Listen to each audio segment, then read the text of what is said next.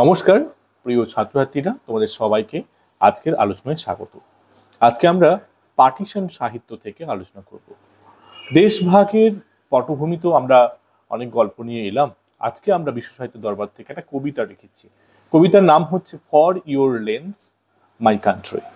তো এই কবিতাটি লিখেছেন প্রখ্যাত একজন কবি, তবে তিনি তৎকালীন সময় যখন লিখেছিলেন তখন ভারতবর্ষের মধ্যে ছিলেন, এখন তিনি একজন পাকিস্তানি কবি। তো যেহেতু পাকিস্তানে তারপর তারা বিলং করে, তো এই কবিতাটি হলো একটি বিপ্লবী প্রেমপত্র, প্রেম মাতৃভূমিকে, যেখানে প্রেম রয়েছে, বেদনা রয়েছে, প্রতিরোধ রয়েছে, আশা রয়েছে, এবং এই সবকিছু মিলিয়ে এক অনন্য রাজনৈতিক একটা কবিতা। তো এই কবিতার মাধ্যমে ফয়েজ আহমেদ ফয়েজ তিনি দেখাচ্ছেন যে নিপীড়ন বা দুঃখের রাত যত দীর্ঘই হোক না কেন, আশা এবং সেখানে বিজয়ের ভোর, যে জয় লাভ করব একদিন অবশ্যই আসবে। তো এই ফয়েজ আহমেদ ফয়েজ জন্ম 1911, মৃত্যু 1984।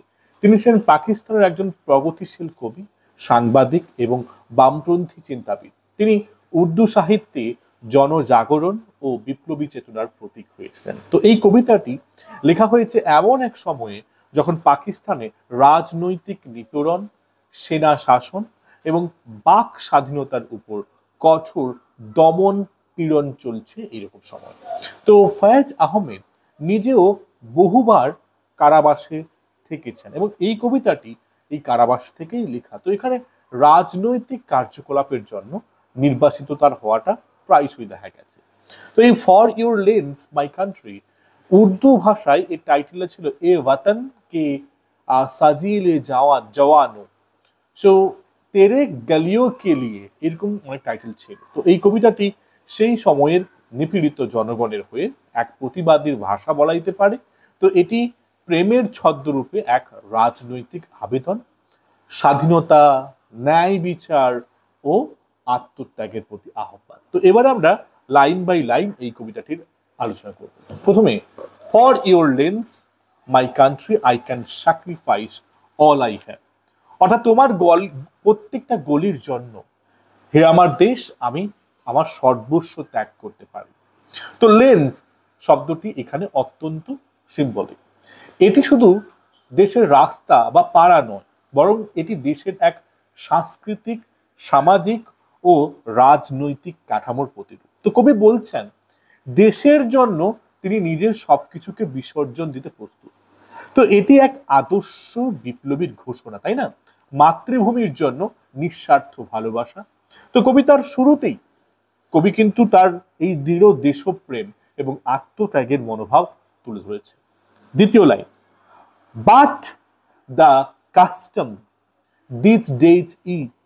তৃতীয় line, no one walks with head held high. কিন্তু এখনকার প্রথা এমন হয়ে গেছে, কেউ আর মাথা উঁচু করে হাঁটতে চায় না। আসলে কি বলতে চাইলো এখানে? বর্তমান সমাজে ভয়, নিপীড়ন এবং দমন পীড়নের এমন চর্চা গড়ে উঠেছে যে সাধারণ মানুষ সাহস করে মাথা তুলে কথা বলতে পারছে না। তো এখানে যে বলা হয়েছে হেড হেল্ড হাই, এর অর্থ হচ্ছে আত্মমর্যাদা, সম্মান, সাহসিকতা। তো একটি জাতি তখনই ধ্বংসের দিকে যায় যখন তার নাগরিকরা ভীত, আত্মবিশ্বাসী হয়ে পড়ে। এরপরের line, the lovers looking for each other must sneak out, then afraid of life and live. So এখানে প্রেমিক প্রেমিকারাও গোপনে দেখা করে, প্রাণ ও শরীরের ভয় তাদের মধ্যে থাকে, তাই তারা গোপনে প্রেমিকরাও দেখা করছে।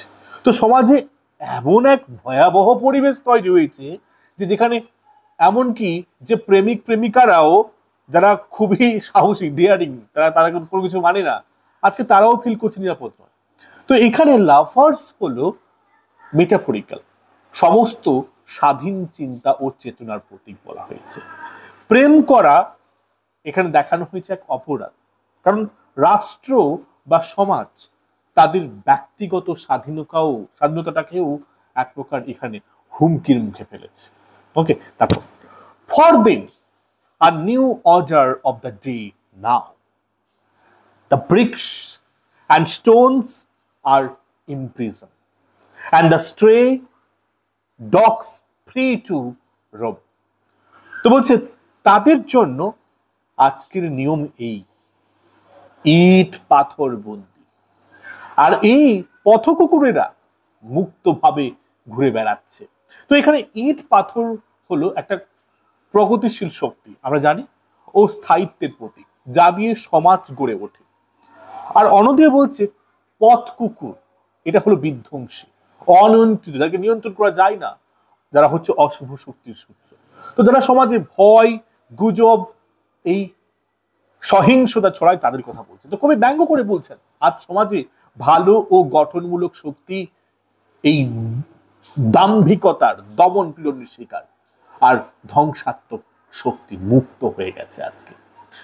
For the many apologists of tyranny, it is enough that a few of your dear friends have turned into power seekers, judges and plaintiffs.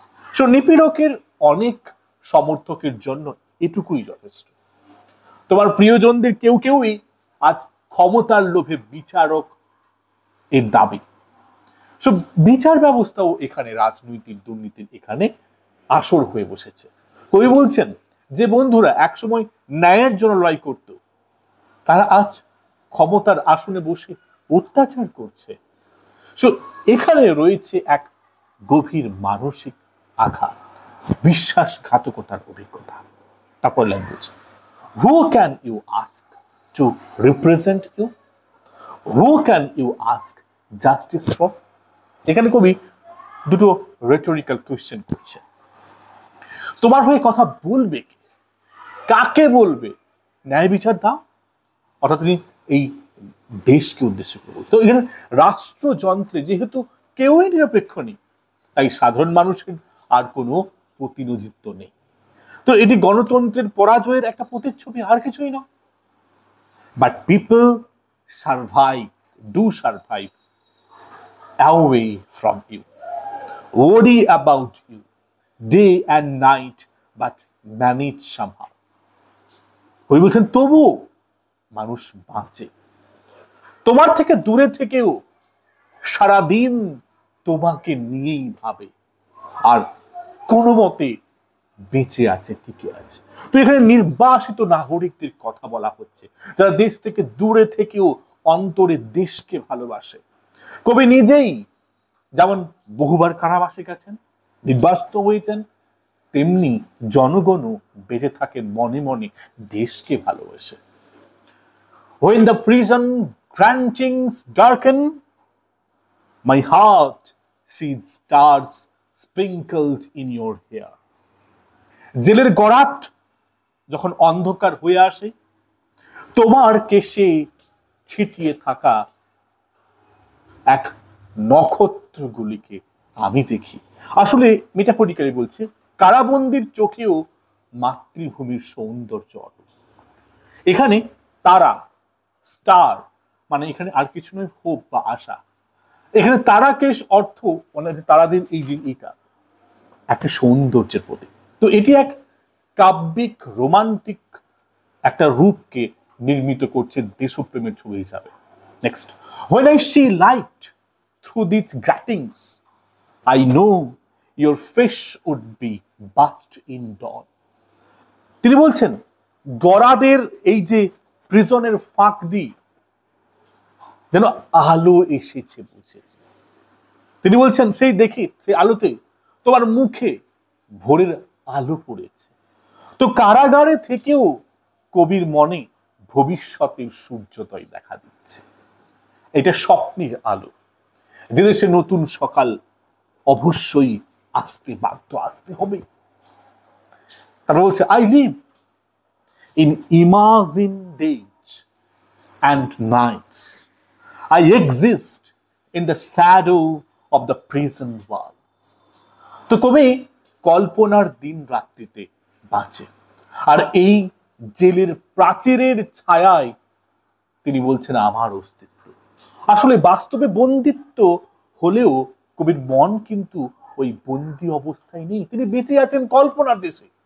কই বোঝাতে চাইছেন শরীর বন্দী হতে পারে, কিন্তু চিন্তা ভাবনা ও আশা দেশ স্বাধীন হবে, দেশে আবার সুদিন ফিরে আসবে। তারপর this is how people fight oppression, their ritual is not new nor are my wedge new.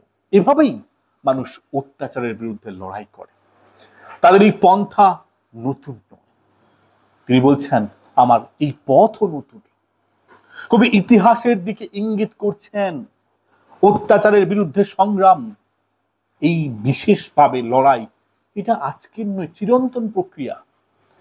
তিনি নিজেকে সেই ঐতিহ্যের অংশ হিসেবে দেখছেন, তাই তিনি বলছেন, কি বলছেন তারপরে, this is how we always grew flowers in fire. দুর্দান্ত line. Their defeat is not new, our victory is not new. এভাবেই তো আমরা আগুনে ফুল ফুটিয়েছি, আগুনে ফুল ফুটিয়েছি। ওদের হার নতুন নয়, ঠিক একই রকম ভাবে ওদের বা আমাদের জয়ও নতুন নয়। সো এখানে আগুনে ফুল ফোটা মানে কি বলতে চাইছে, দুঃখ কষ্টের মধ্যেও আশা, আশার জন্য। সো এখানে প্রতিকূলতায় ও ন্যায় ও প্রেম জয়ী হয়, এটাই কবির দৃঢ় বিশ্বাস। তারপরে বলছেন that's why I don't complain to the heaven or make myself and thinking about you. তাই স্বর্গে অভিযোগ করি না, কিংবা মা মাতৃভূমি ধরিত্রীকে তোমাকে ভেবে আর কষ্ট পাই না। তো কবি এখানে আত্মবিশ্বাসে বলিয়ান। কবি বলছেন অভিযোগ করে নয়, বরং দৃঢ় সংকল্পতার সঙ্গে নিজেকে প্রস্তুত রাখাই হচ্ছে তার কৌশল। তাই তিনি বলছেন we are apart today but tomorrow we will be together. আজ আমরা দূরে, কিন্তু কাল আবার আমরা এক হব। আসলে এই যে দূরত্ব, ডিস্টেন্স ফ্রম দ্য মাদারল্যান্ড, হচ্ছে সাময়িক, একটা অল্প সময়। তো ফ্যাজ আশাবাদী যে শীঘ্রই দেশের সঙ্গে তার সৌহার্দ্য ফিরবে, এক নতুন ভোরের এক আলো তিনি দেখবেন, এটাই প্রতিশ্রুতি। Separation for one night is not much. What if my rivals are riding high today? Their reign of a few days is not much. এক রাতের এই আলাদা হয়ে যাওয়া বা বিচ্ছেদ কিছুই নয়। প্রতিদ্বন্দ্বীরা যদি আজ জয়ী হয়, এ বিজয় ও ক্ষণস্থায়ী। তো এখানে বর্তমানে অত্যাচারী বা প্রতিপক্ষের যে সাফল্য, যারা এখন লাফাচ্ছে, এগুলো সব অস্থায়ী। কবির দৃষ্টিভঙ্গি, তিনি বলছেন ঐতিহাসিক ও দার্শনিকের মতো, কেমন যে সময়ই সব শিখিয়ে দেবে, বদলে দেবে। তারপর বলছেন those who remain true to you understand what the daily turmoil really means. যারা তোমাকে সত্যি ভালোবাসে, যারা তারা জানে প্রতিদিনের কষ্টের প্রকৃত অর্থটা কি। শুধুমাত্র এখানে সত্যিকারের দেশপ্রেমিকদের কথা বলছেন তিনি, যারা দেশের যন্ত্রণা অনুভব করতে পারে। তাই তিনি বলছেন, কবি জানেন এই যন্ত্রণায় একদিন পরিবর্তনের জন্ম দেবে, অর্থাৎ এই পরিবর্তন হবে। অর্থাৎ এখানে for your lens this are not the simple things. Okay, এগুলো কিন্তু মেটাফরিক্যাল হইতে পারে। তো এখানে প্রচুর রেটোরিক্যাল ফিগার অফ স্পিচ রয়েছে, আমি এক একটা করে বলি। প্রথমে মেটাফরের কথা বলি। মেটাফর কোথায় রয়েছে ভালো করে দেখো, এই যে the bricks and stones are imprisoned and stray dogs free to roam. তো এখানে দেখো ভালো করে, ব্রিক্স অ্যান্ড স্টোনস এটা কি? এগুলো অ্যাকচুয়ালি হচ্ছে উন্নয়নশীল ডেভেলপিং শক্তি, তাই না? আর অন্যদিকে স্ট্রে ডগস এটা কি? সমাজ বিরোধী। আর এই স্ট্রে ডগস হচ্ছে এমন কিছু শক্তি যেটা আমরা অপশক্তি বলি। এইখানে কবি আমাদের বলছেন যে সমাজে গঠনমূলক শক্তি এখন বন্দী এবং ধ্বংসাত্মক শক্তি যেমন স্ট্রে ডগস মুক্তভাবে ঘুরে বেড়াচ্ছে। আসলে এটি এক তীব্র রাজনৈতিক সমালোচনা, যারা এই পলিটিক্যাল স্পিয়ারের থেকে তারা বিভিন্ন মিস আপ করছে। দ্বিতীয় আসবো পার্সনিফিকেশন। এই লাইনটা দেখো, when the prison gratings darken my heart sees stars sprinkled in your hair. তো এখানে কবি তার হৃদয়কে দেখতে পারার ক্ষমতা দিয়েছে, কেন সে বলছে যা মানুষের বৈশিষ্ট্য। তো এটি একটি সুস্পষ্টভাবে পার্সোনিফিকেশন, যেখানে কবির হৃদয় কারাবরণের অন্ধকারেও সৌন্দর্য ও আশাকে খুঁজে চাইছে। এরপরে আসবো তৃতীয়, এখানে ইমেজারি রয়েছে এই লাইনটাতে, I live in imagine days and nights, I exist in the shadow of the prison walls. তো এই বাক্যে স্পষ্টভাবে এখানে ইমেজারি ব্যবহার করা হয়েছে। পাঠক যেন সত্যি সত্যি দেখতে পাচ্ছে কবি কারাগারের ছায়ায় বসে কল্পনায় দিন রাত্রিতে বেঁচে আছেন। এটি একটি আশা ও বাস্তবতার দ্বন্দ্বের এক আবেগময় রূপায়ণ। এছাড়া সিম্বলিজমও ব্যবহার করা হয়েছে এই লাইনটাতে, এই যে stars sprinkled in your hair. এখানে স্টার্স অর্থাৎ তারা, একটা প্রতীকী আশা, সম্ভাবনা এবং ভবিষ্যতের উজ্জ্বলতা। আর এখানে হেয়ার চুল, দেশ মাতৃকার রূপকে ব্যবহার করা হয়েছে, অর্থাৎ দেশের মধ্যেই কবি নূতন আলোর সম্ভাবনা দেখতে পাচ্ছেন। এছাড়া রয়েছে irony, the bricks and stones are imprison, okay, and stray dogs free to roam. এই লাইনটাতে আমরা দেখতে পাচ্ছি যে এখানে ওয়ান সেকেন্ড মেটাফোর আইরনিও রয়েছে, ব্যঙ্গাত্মক যেহেতু। তো সমাজ যেখানে উল্টো পথে চলছে, অর্থাৎ গঠনমূলক উপাদান আজকে বন্দী, কিন্তু ধ্বংসাত্মক উপাদান মুক্তি হয়ে ঘুরে বেড়াচ্ছে। ওকে, এছাড়া হ্যাঁ, এই লাইনটাতে অ্যাপোস্ট্রফি রয়েছে। তো for your lens my country, ভালো করে বুঝুন, কবি এখানে নিজের মাতৃভূমিকে সরাসরি সম্বোধন করছেন, যেন এক জীবন্ত সত্তা। তো এটাকে আমরা বলে থাকি অ্যাপোস্ট্রফি। ওকে, যেখানে কবি এমন কাউকে সম্বোধন করছেন যিনি তখন উপস্থিত নন বা জড়বস্তু। ওকে, এছাড়া যদি দেখা যায়, হ্যাঁ, এখানে এই লাইনটাতে বিশেষ করে পার্টিকুলারলি এখানে অ্যানাফোরা রয়েছে। এই যে লাইনটা হচ্ছে, ভালো করে দেখো, who can you ask to represent you, who can you ask justice from. তো এই দুটো লাইনে কিন্তু আমরা দেখতে পাচ্ছি রূপকের অ্যানাফোরার ব্যবহার করা হয়েছে। তো এই দুটি লাইনে হু ক্যান ইউ আস্ক বাক্যাংশটি কিন্তু একটা পুনরাবৃত্ত হচ্ছে একটা সুরের। তো এটি অ্যানাফোরা, মানে যেখানে একটা নির্দিষ্ট ভাবকে জোরালো ভাবে তুলে ধরে রেখে এবং কবিতায় একটা আকুতি এবং অসহায়তায় একটা আবহ সৃষ্টি করা হয়েছে।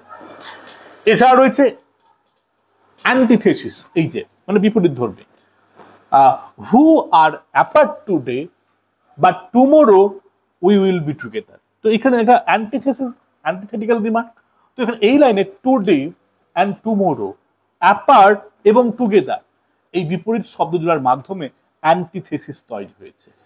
ওকে, তো মোটামুটি এই ছিল কবিতাটি, একটা দেশাত্মবোধক কবিতা, যেখানে ফয়েজ আহমেদ তিনি একজন দেশপ্রেমিক হিসাবে, একজন দেশের নাগরিক হিসাবে দেশের বর্তমান পরিস্থিতিতে তিনি কিন্তু বিচলিত। তিনি চাইছেন বর্তমান পরিস্থিতিতে মানুষরা কিভাবে দেশটাকে লুটে পুটে নিচ্ছে, সেই মানুষগুলো থেকে দেশকে বাঁচাবে কিভাবে। আজকে হয়তো এরকম পরিস্থিতি, ভবিষ্যতে তো এই পরিস্থিতি অটুট থাকবে না, এটা তিনি বিশ্বাসী। তাই তিনি আজকের এই দম ফাটা, দম বন্ধ হয়ে যাওয়া পরিস্থিতিকে তিনি ইগনোর করছেন, যে somehow in future better time is waiting for us. Okay, so for your lens, এই কবিতাটি বাই ফয়েজ আহমেদ, ফয়েজের অত্যন্ত গুরুত্বপূর্ণ কবিতা। আশা করি মোটামুটি কবিতা লাইন বোঝা গেছে।